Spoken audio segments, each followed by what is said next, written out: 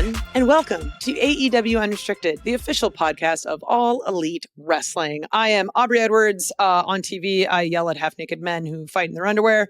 And this is Will Washington, who is not on TV, but is behind the scenes doing a bunch of fun creative stuff. I have been. Right, and it helps excel all of the half-naked people wrestling on TV. So we are working together. We are this crazy working. world of wrestling. Yeah, and I have an entire blast doing it. And by the way, I want to make sure it goes mentioned that this show, All Elite Wrestling Unrestricted, is sponsored in part by our good friends at Upper Deck. And you, my friends, can collect your favorite wrestlers in 2025 Upper Deck AEW and start your trading card collection today. Unwrap autograph, memorabilia, or premium tech inserts. Visit upperdeck.com to learn more. Yeah, that was a cool shiny one you just pulled. And you know what? What's funny is I just opened this pack here, and right off the bat, look at this. I got this Neon Monikers card, the American Dragon, Bryan Danielson. Bryan Danielson. Oh, that's so rainbow and shiny. Yeah, no, this is a truly premium one. I thought this card was actually really cool. And honestly, some of the better premium cards I've pulled over time is just a reminder of how cool this set is. And you can check out the 2025 AEW Upper Deck. They're so good. You know what's funny also is, lately I've been playing around. I've been resistant to AI for a very long time. But recently I started playing around with ChatGPT. Only recently? Dude, you're missing out. I know. I've used ChatGPT a lot for back in my programming days. I actually use it a lot. I try very much not to use it when I'm writing promos, things like that, because then I feel like I'm going to end up using it as a crutch. And then all of a sudden, there goes my job. But it's funny is I have been playing around with it because I was helping a friend with his resume the other day, and then it kept talking back to me as if, because that friend's a truck driver, and it kept talking back to me as if I was a truck driver, and I'm like, I am not a truck driver. And please stop saying y'all. And then it says, well, what do you do if you don't mind my asking? And I went, do you know who Will Washington from All Elite Wrestling is? And it said, yes. And then it gave me this whole long description of myself. And I go, that's me. And it goes, oh, okay, cool. I'll remember that. And then so since then, everything it's been talking to me about lately has been using wrestling references to do it. And I also think that's kind of funny. But anyway, that's been my life with ChatGPT over the last couple of days. And I recently have been using ChatGPT to write up emails to my HOA because if there's anything that universally we all dislike is spending any time thinking about HOAs. So the more I can offload to that, the better. Yeah, that's great. Right. And but before we get to our guest today, I did want to make mention at the time of this recording, obviously we're coming out Thursday, May 1st, but at the time of this recording, we just had a bunch of events go on sale, and Texas is literally right around the corner. We have Dynamite that Wednesday, we have Collision that Thursday, we have ROH that Friday, and then of course we've got the big gigantic show AEW All In at Globe Life Field that Saturday. I know StarCast tickets just went on sale. Yours truly is planning a cool event that I can't wait to talk about once I've actually got more details. I'll tell you about it once the microphones go off. But yeah, there's a lot going on in Texas, so I'm really, really excited. Well, speaking of Texas, what do we have going on today's show? Today's guest, I am very, very excited to welcome back once again to the AEW Unrestricted podcast, the Murderhawk Monster, Lance Archer. How you doing, buddy? What's up, guys? This is my second time to be on with you guys. Two times. Two times. I said that way too many times. Yeah, I guess you're supposed to say it too, but with an echo, you could potentially say it more, so it's okay. Okay, that works. Right. We'll let it fly. It's wrestling. You just kind of let it happen as it is. But the last time we had you on, you were kind of on your own solo journey, but now a lot has happened since then. You're now a member, one or two, but you're now a member of the Don Callis Family. Yeah. You've been teaming with Brian Cage primarily as the Murder Machines, which is my favorite tag team name ever. You've done trios with Takeshita. You've done all these sort of things.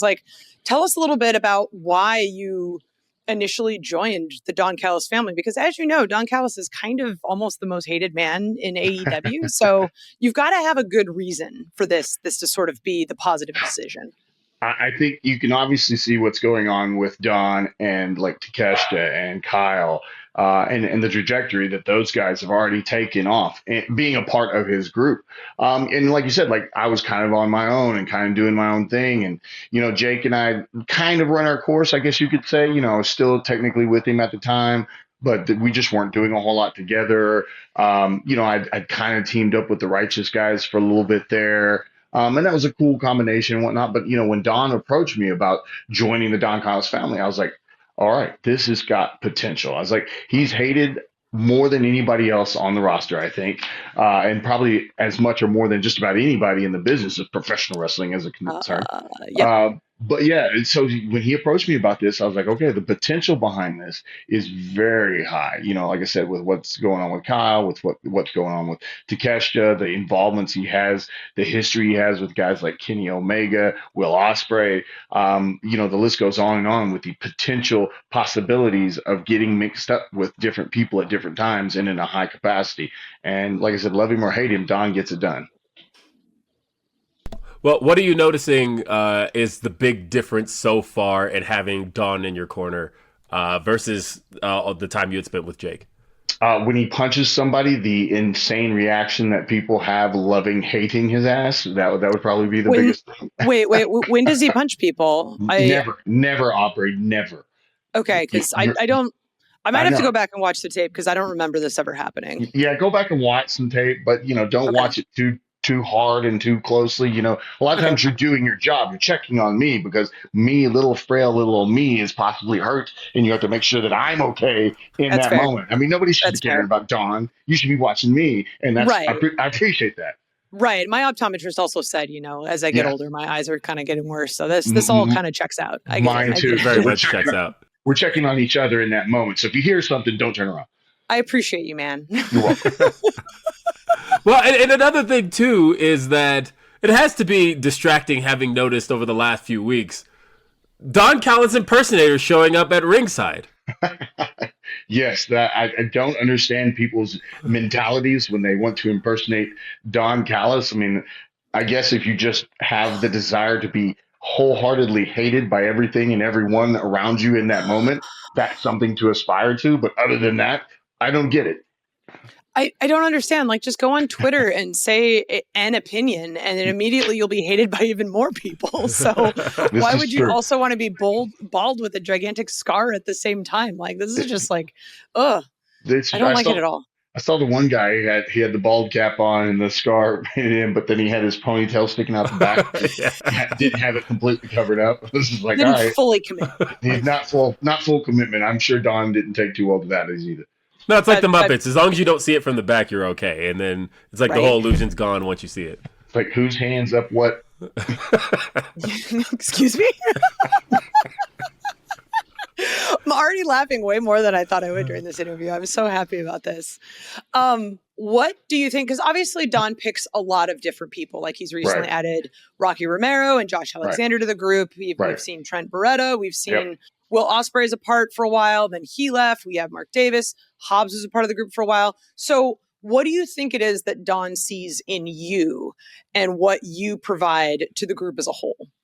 He sees the big badass monster that can come in and stomp a hole in just about anybody and everybody at any given time. And I think that's kind of been my handiwork my entire time in AEW, no matter who I've been involved with, what matches I've been involved with. Like, at any given moment, I am a threat. And I think that's what he sees in that. We do have to talk about Rocky Romero. Yes. Because Rocky has been dodging me for years and years and years. We're supposed to have a cage match, and then somehow he finagles his way into the Don Callis family. Just let Rocky know that even family fights sometimes. Okay. We got to get that cage match going, it sounds like. Yeah, Will. Wink. Speaking of cage, though, I do want to talk about the tag team. I want to talk about the Murder Machines. Because this is one of those teams that, you and Brian Cage have basically been in AEW for the same amount of time. You both came in 2020, basically within months of each other.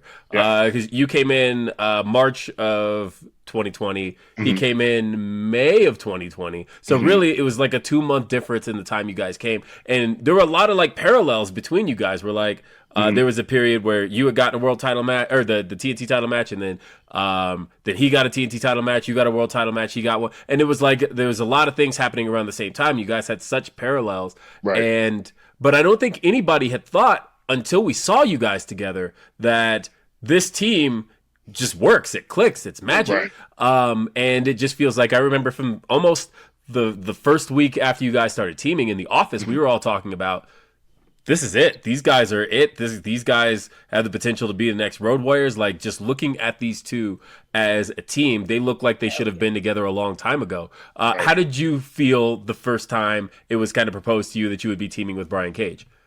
Yeah, like you said, there's been a lot of parallels in Brian and I's path with AEW. We do have a good history around each other. We've always been cool and friends. There was almost some times when he was with Team Taz and I was with Jake that we almost did some stuff together, and then things happened, it changed, and it didn't happen. I think at one time in the past, way before all this came about, we talked about the idea of it possibly happening. It never really came to be. And then, like I said, being introduced into the Don Callis family, I was talked to about the situation with Don. And then we came in, it was like, okay, we're doing this new introduction, and Brian was included in that. And we were going to be paired together as that team. And, obviously the Murderhawk Monster and the Machine Brian Cage. So the fun, just easy addition of the names Murder Machines, it was just fun. And like I said, his style and my style are kind of different. They're kind of opposites, even though we're both big badass dudes. He is much more into the cool, crazy, high flying stuff because he's kind of carried that style of wrestling from when he wasn't as thick as he is now.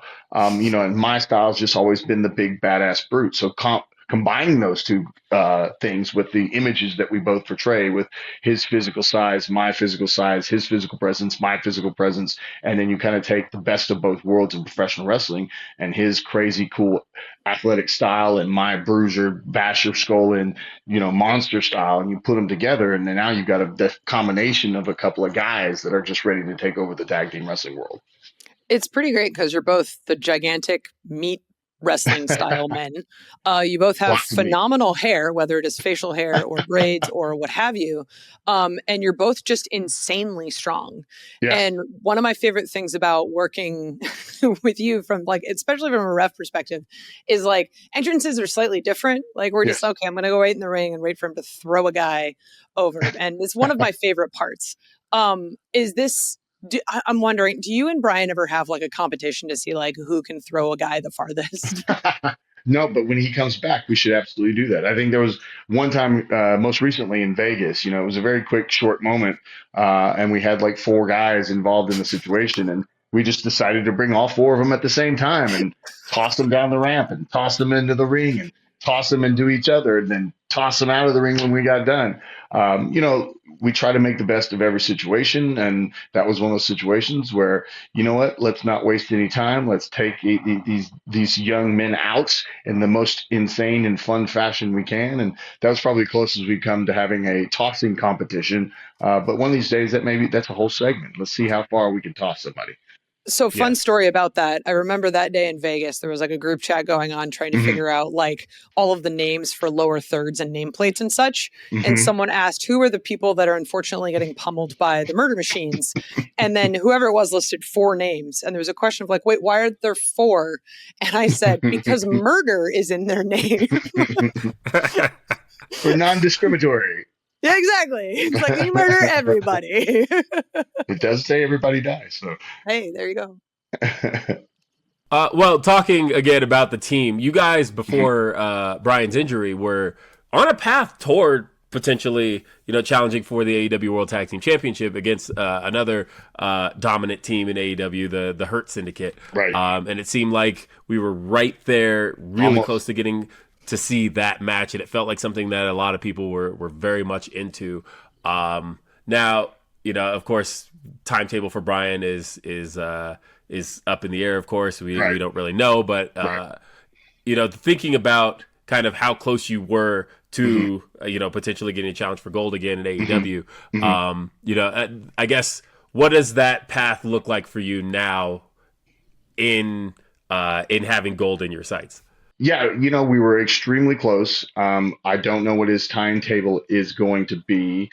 I think you're always aspiring to be at the top of this business, at the top of this game. So anytime there's a championship opportunity that's in front of you, you're trying to get to it. You're trying to win that title. I've had quite a few in AEW unsuccessfully.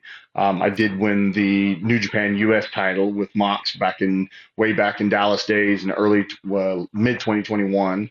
So it's been a long time since I've held any kind of gold. So I'm always aspiring to get there. And yeah, it was kind of disappointing with the fact that Brian and I were that close to getting it back into a title picture. And those pesky outrunners, they took one over. I just took my attention off him for just a split second, and he rolled his big butt, his very vibrant pink and purple butt up on me and got me. So, and then they had their title match. They didn't win the titles. Hurt Syndicate is a very powerful team. I don't see them losing anytime soon. So my hope is that when Brian does come back, when he's fully, recovered from his injury, that they are still the champions and we still have a chance to go after him because they like to hurt people. Well, so do we.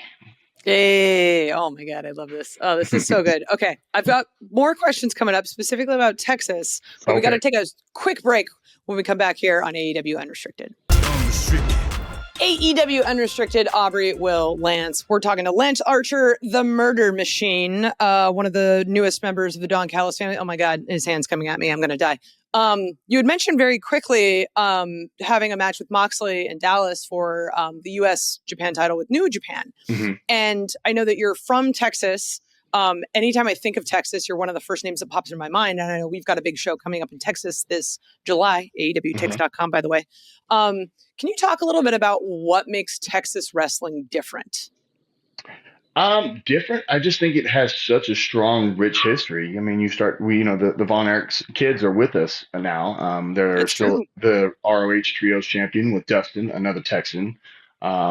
It's just got such a rich history in the business from the Von Erich days, the early territory days. I think for us and what it's provided, especially when we came out of the pandemic and we started traveling again, Texas was one of the highlights for the company, I think, with what we were doing in Garland and what we were doing down in Mm-hmm. Austin. Even some of the shows we did down in San Antonio, Corpus Christi, places like that. I think it's just provided always a very strong, passionate crowd of people of all different kinds because you've got a very strong luchador influence, obviously, because Mm-hmm. Texas and Mexico are so close. So that style has influenced a lot of the wrestlers that are kind of coming out of Texas, especially South Texas. But then, like I said, the history of Dallas with wrestling, with the Von Erichs and world class and things like that. So the fact that we're bringing all in July to Texas, retrospectively the biggest show of the year for this company, I think it's just proper that it's in Texas. We have such strong ties to the East Coast and New York and places like that, and obviously Jacksonville because that was our home for so long. But I think Texas is one of those places that draws people in. It's very centrally located in the United States, so it's much easier for a lot of people from every part of the country to come to. Definitely good international travel, if people are coming in from overseas and whatnot. So it's just a great central location with an amazingly strong fan base that are extremely passionate about the business. And the wrestlers coming out of Texas, I think, because there are so many wrestlers in different areas, you have to be that dog. You have to be ready to fight for your spot and for your place and to move up in this business. And there's so many good and young talent that are coming up right now that are going to be the future of the business. So for me, it's a proud time to have been with AEW, to come to Texas so many times, to be coming to Texas in July with the crazy full week we have with the 2 shows in Garland, ROH on that Friday, All In on that Saturday. Everything that we've got going on for that entire week is going to be a really cool moment for me, myself, and I think all the wrestling world. Hell yeah. It's interesting talking about your history in Texas, and yeah, you have been that dog in Texas. It's funny pulling the curtain back a little bit. A couple of months ago, we were doing in the lead up to Dynasty. We had there was a promo that Swerve had been doing against John Moxley, and one of the lines he had in that promo that I kind of helped craft that line was where he said. You were in Texas Death, John Moxley. I won Texas Death. And he kind of says to me, he's like, Mox won Texas Death. I'm like, no, Lance Archer No, he beat him in didn't. Texas Death. Yes, word. Very, Want to fight? very memorably. Very memorably. Like, no, John Moxley lost to Lance Archer in Texas Death match. And Pulling back the curtain, that doesn't happen a lot. So yeah, but that was a moment, and that was especially that was one of the first Dynamites back on the road after the pandemic. That was such a big moment. I think kind of going off the air there. I don't think any fan saw that coming in that moment, and John didn't respond to the. To 10, all of a sudden, there's Lance Archer standing tall as the new IWGP United States Heavyweight Champion. And what was interesting there, too, was the fact that, you had such a history in New Japan at that point. Right. But it had been a minute. And so there was kind of this thought of, okay, maybe I could see him winning, but at the same time, he's not in New Japan anymore. And then all of a sudden, Lance Archer wins. And again, like I said, it's one of those things that kind of speaks to some of the moments you've had in AEW that kind of stand above all. And you, like I said, you got the rare victory over John Moxley. Right.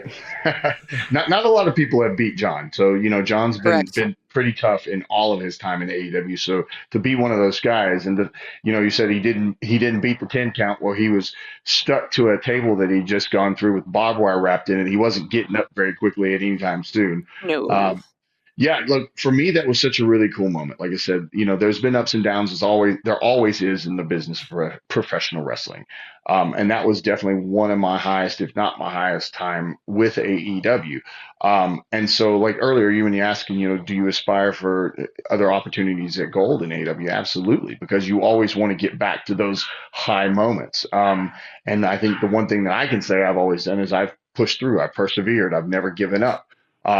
And to know that I can achieve those moments, beating the caliber of guys like John Moxley, I always believe in myself. And I think because of those moments, regardless of my more recent history, I think I'm still a threat at any given moment in any given time. People still believe in the Murderhawk Monster as somebody that doesn't matter who I step in the ring with, whether it's Swerve, whether it's Moxley, whether it's Adam Page, whether it's Copeland, whether it's anybody from a roster that you would normally think, all right, they're going to beat the Murderhawk Monster. Well, there's always a little bit of doubt from everybody in that moment, because they know that if I want to and I want to snap, I can snap their neck, take their title, and be the guy that's on top. Everybody dies. Like it's well known. And everybody dies look, I remember, I have watched Lance Archer dearly your entire career. I've watched you going all the way back to seeing Lance Hoyt on my TV on a regular basis. I watched the Rock and Rave infection. Like, I have watched your career. But does he have it? Does he actually have it? He has it. There we go.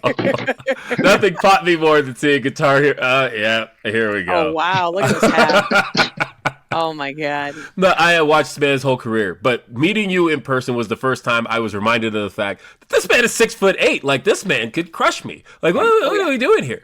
And so I think it is a reminder that everybody dies pretty reasonably when you think about who Lance Archer is and how the stature of Lance Archer. It's not to be mistaken as somebody that you can easily get over on.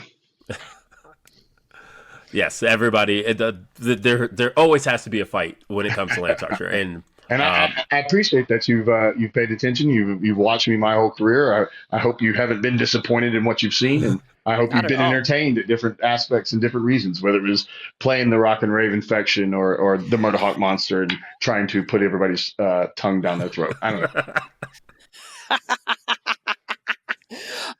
Speaking of career, I mean, you've had a very, very long and awesome career, multiple different places. We've touched a little bit on sort of your New Japan Association and winning the U.S. title against John Moxley.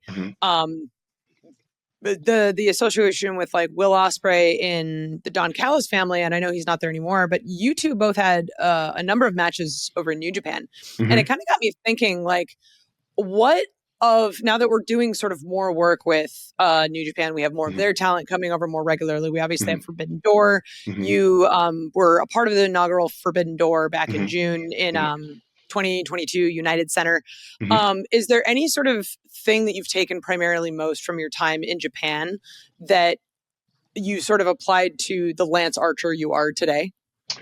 Yeah, I mean, if you want to talk about wrestling style, I think, what you learn a lot of in Japan is because of the language barrier, professional wrestling does have kind of a universal language. You know how to hit somebody, you know how to kick somebody, you know how to throw somebody, you know how to, be thrown, whatever the case may be. But the one thing that it taught me the most, I think, was simplifying and being impactful. It's taking an offense that I can do that makes people believe in that moment that I'm really knocking their teeth in, that I'm really kicking their nose off their face, that I'm really picking them up because I am and throwing them as far as I can because I do. Because you are. Yeah. And I think what my time in Japan taught me was to take all that, because sometimes, especially with what we do in the style that AEW presents, especially with guys, when you talk about Will Ospreay or all the amazing luchadors that have been coming in, it's very quick, it's very high paced, it's high action, it's a lot of things. I've never necessarily been that, but I can compete with that. You're talking about my history with Will Ospreay. A lot of people come back to me and they always bring up Will and I's G1 match that just happened to be in Dallas, Texas back in 2019. And it's one of those things where, like even most recently when I wrestled Kevin Knight, it's like these are the young and upcoming who are just amazing in what they do. And then I go out there and I punch him in the teeth and everybody goes, oh my God, he just knocked his head off.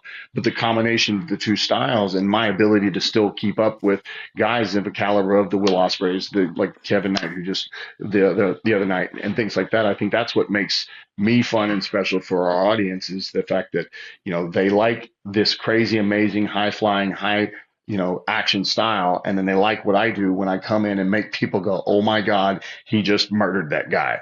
And then being able to keep up and have that mix and match so well, I think that's what makes it fun for our fan base. Well, speaking of our fan base, one of the things that our fan base has kind of organically created, shout out to Big E, over the last couple of years, is kind of the unofficial meat division of AEW. And you've been kind of a part of that. And as soon as you hit the ring, as soon as we see Big Bill hit the ring, as soon as we see Powerhouse Hobbs, any of those names, crowd gets into meat mode. They start chanting meat. They want to see more meat. What are your thoughts on being a part, or being considered a part of the meat division in AEW? I think it's awesome because I think it gives us kind of our own platform. We're always considered like the super heavyweights or whatever you want to call them, but giving it the name like meat, something that the fans can really dig their teeth into, to say the least. No pun intended. When they start chanting meat, meat, meat every time we're crashing into each other. It kind of really started to come about when Sting had his retirement show, and we were supposed to have the Meat Madness match, but ultimately it turned into the All-Star Scramble. But then there was still that moment where you had like Brian Cage before he and I were together, Will Hobbs, Wardlow, myself, and we all just started running into each other as hard as we could. And the crowd was just there for it. They were chanting meat, meat, meat. And I think they wanted more meat. Obviously, we had a lot more guys in the match and things got moved around and we got going in different directions.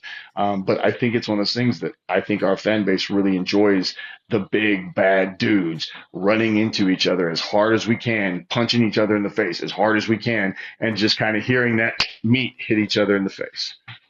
I will say that as the resident vegan, I am a huge fan of the meat division. It's all the meat you can eat, Aubrey, in this situation. Oh my God, I love me some meaty men. I'm just gonna put that out there. All right, we got to take another quick break here on AEW Unrestricted, but more with Lance coming up. Stay tuned. AEW Unrestricted. It's Aubrey and Will. We're talking with the Murderhawk Monster, Lance Archer. And as I mentioned before the break, I talked about the fact that I've been watching this man nearly his whole career, to the point of where I started during the break thinking about very online. You had to be really online at the time, but as you were really starting to take off, as people were really starting to notice you, the internet wrestling community in like the mid 2000s really developed the term Hoytamania. Because as Lance Hoyt, you were running wild per se, and it was like the fans like really almost every internet wrestling community was like, "Oh, we are in on Hoytamania. Hoytamania is running wild." It was a lot harder, I think, at the time to acknowledge internet fans back then because social media wasn't all that prevalent. But what was that like for you, knowing that was happening and eventually getting to bring it on screen? It was really cool because it happened because of the fans. It wasn't Mm-hmm. something that we created. We didn't come up with the name, coin the name. The fans did. There was actually a group of fans, which I got accused of taking out to eat. And I always say, I was like, do you realize how little I was getting paid by TNA back in the day?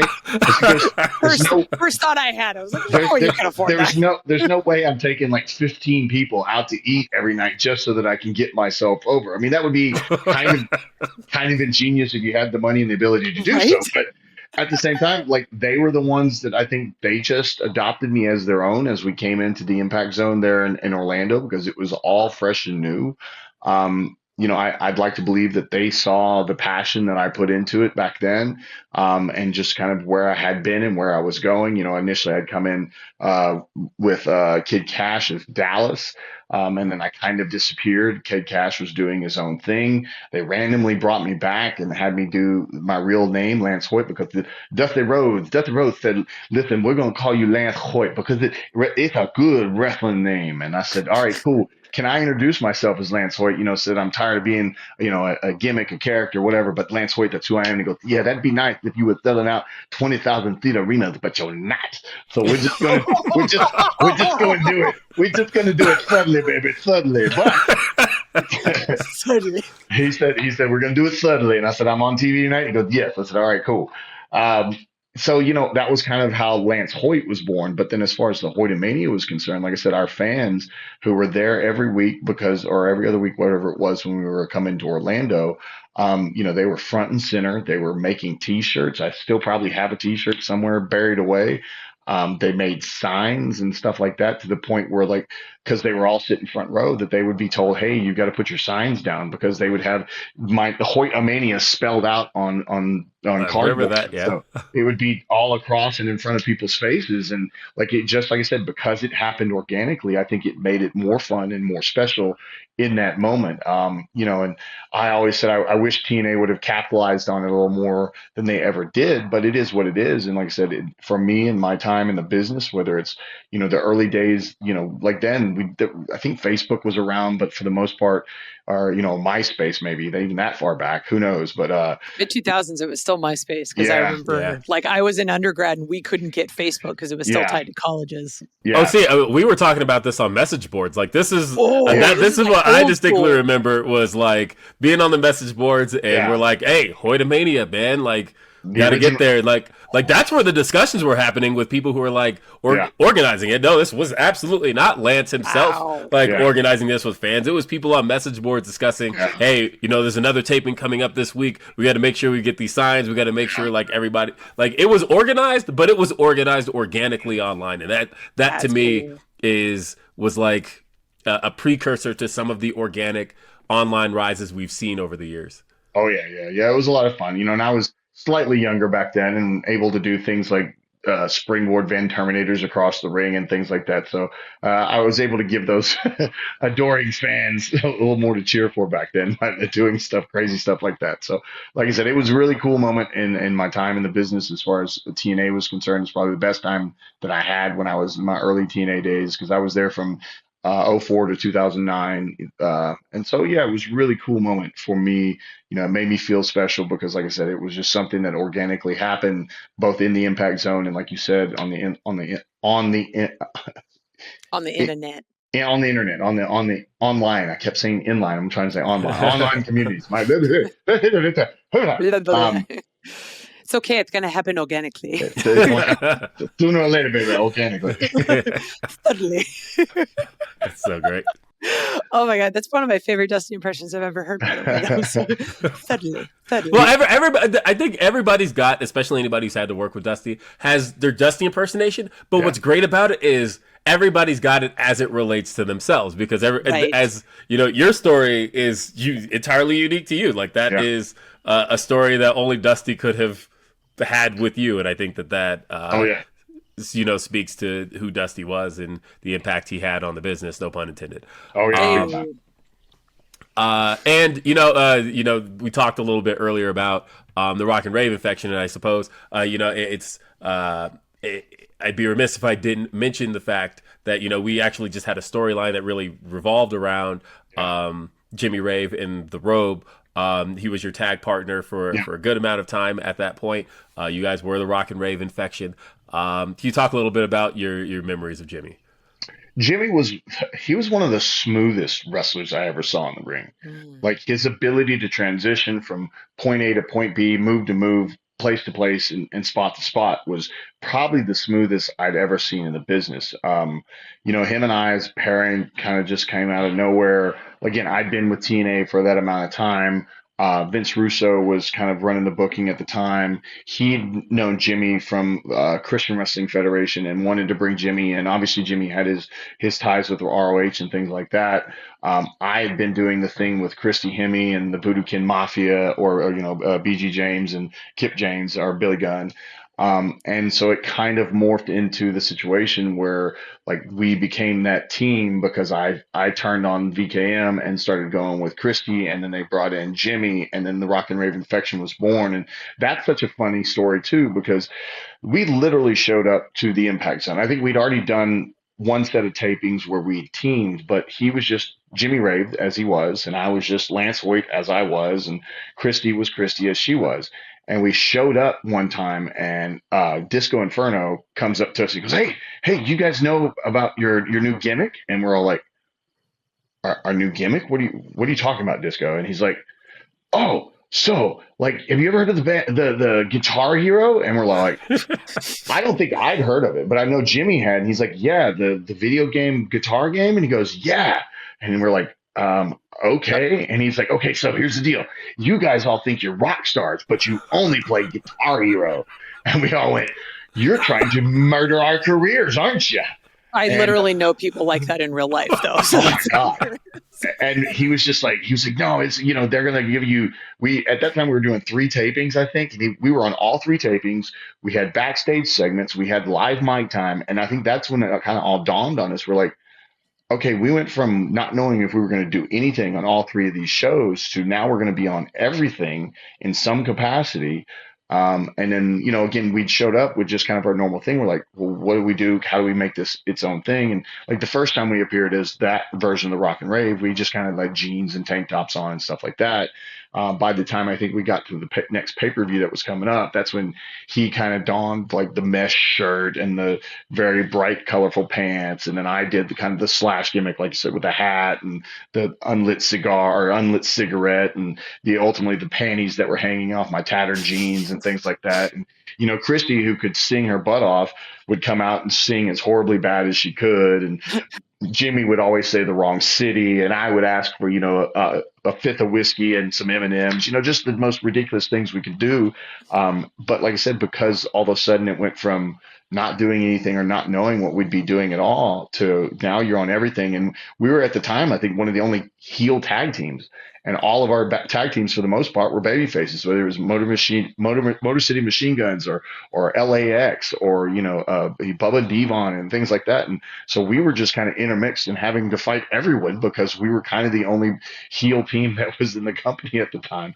And we just got beat up by a lot of people, but it was still, we were involved in everything. So the memory of that was just really cool, and Jimmy, like I said, his style combined with my style, and then Christy and her presence and everything that went in it, it made it a lot of fun. And by the time it was over, we were probably one of the more over teams just because people were having fun watching us. It's great. Like, people don't realize like how valuable TV time is because it's such a limited resource. So even if it's something that's kind of outside of the box that maybe you're not totally into, it's like, just take it and run with it. And if you're good at what you do, you will capitalize and just excel. Yeah. So good on you guys for like taking that and just freaking running with it. Like, hell yeah, man. Yeah. All right. What we could either fail or succeed, and we chose all to succeed. So Exactly. It's like the worst you can do is try, and you're in the same Right. spot you were in, but you have the opportunity, so you might as well. Yeah. So one thing before we go, Okay. I had a little fun game. Uh-oh. So you may not know this, but we are sponsored by Upper Deck, Okay. cool, fun trading card company, and Yeah. you're actually on one of these cards I have. But Nice. I've got a couple cards with some people from the Don Callis family. So we're Uh-oh. going to do a little word association. I'm Oh, going to show God. you one of these cards, and then you tell me the first thing that comes to your mind. I don't know if I can see the cards in this little bitty screen. I will describe them for you for Okay. our audio listeners so they know what I'm doing. Okay. Okay. This Please do. is a Konosuke Takeshita card. Oh, there I you go. pulled there we go. I Hey, got look him at as that. well. Look Look at at that. that. The alpha. What do you think of the alpha? Fantastic. All right. I'm going to cover up two of the people on this card, but we have a Brian Cage. He is the machine in every sense of the word. In literally every sense of the word. All right. I've got another one here. Mr. Trent Beretta. Ooh, old Trent Beretta. An odd, cool cat. That is a fantastic Yep, that is a explanation. great description. I don't think Trent. I've heard a better description of Ken. All right, last one I've got. Mr. Kyle Fletcher, the protostar. He is Oh, absolutely the old a hair star. too. Yeah, Oh yeah, old he hair. he oozes stardom, and I think his future is ridiculously bright. I hope I get to beat him up one day. Right? Oh man, I hope I get to see you beat up everybody. Okay, I lied. Actually, the last one. Uh What about this awesome, handsome gentleman here, this Lance Archer card? oh. The never ending fighter, because I'll never give up no matter what you put me through. Hell yeah. Look at that, man. What a good way to end this freaking thing. Let's just put a pin in it. Hell yeah. Thank you so much for coming back on the podcast, Lance. This was Yeah, awesome. appreciate you guys having me on again. Yeah, no, it's great. It's been phenomenal seeing like your run in AEW and just all of the opportunities and seeing this new same great Lance, Right. but in this new version of in one of the most hated factions of AEW. So it's a nice little whipped cream on top of the meat sundae, I guess. It's a place to be, and it's a place to have a chance to achieve, you know. Hell yeah. So if you don't follow Lance on Instagram, you can do Lance_Hoyt, Hoyt. And on X at Lance Hoyt, AEW, as I mentioned, AEW Unrestricted is sponsored in part by Upper Deck. You can collect your favorite wrestlers in the 2025 Upper Deck AEW Start Your Trading Card Collection today. You can unwrap autograph memorabilia, premium tech inserts. Visit upperdeck.com to learn more. You can listen to and follow this podcast, AEW Unrestricted, on Apple Podcasts, Spotify, all the fun podcast apps, wherever you get them. You can also check out the video episode and see all of these awesome hats and Guitar Hero guitars and trading cards that we've been showing off that you've been missing out on if you've been listening to the audio version. Why would Just you go to miss our YouTube channel. I know, why would you miss it? Just go to the YouTube Right. channel. Follow AEW Unrestricted. Hit the subscribe button. And are you an AEW insider? Because you can get early access and ticket pre-sales, special merchandise offers, and more straight to your inbox. You can sign up today, AEWTix.com, which is where you get all the tickets to our awesome events, which, by the way, AEW Dynamite on TBS Wednesday nights at 8 p.m. and streaming on Max. AEW Collision live every Saturday on TNT, also on Max. ROH streams every Thursday on Honor Club. I am Aubrey Edwards with my best friend, Will Washington. Thank you so much for listening to AEW Unrestricted. Peace out, everybody. Bye.